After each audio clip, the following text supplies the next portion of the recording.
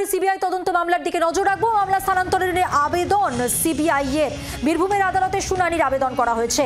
সাক্ষীরা নির্ভয় সাক্ষ্য দিতে পারছে না। হাইকোর্টে আবেদন সিবিআই এর। সাক্ষীরা নির্ভয়ে সাক্ষ্য দিতে পারছে না, এই দাবি করে এই আবেদন। আরও একবার জানাবো, বগটুইকাণ্ডে সিবিআই তদন্ত মামলা, আর এই মামলা স্থানান্তরণে আবেদন সিবিআই এর পক্ষ থেকে করা হয়েছে। বীরভূমের আদালতে শুনানির আবেদন করা হয়েছে।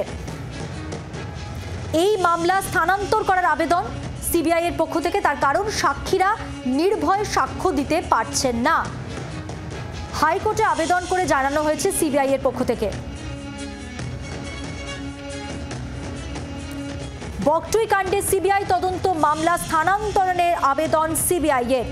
বিস্তারিত জানবো, আমাদের সঙ্গে রয়েছেন আমাদের প্রতিনিধি অর্ণবাংশু নিয়োগী। অর্ণবাংশু, সিবিআই পক্ষ থেকে এই আবেদনে ঠিক কি বলা হচ্ছে?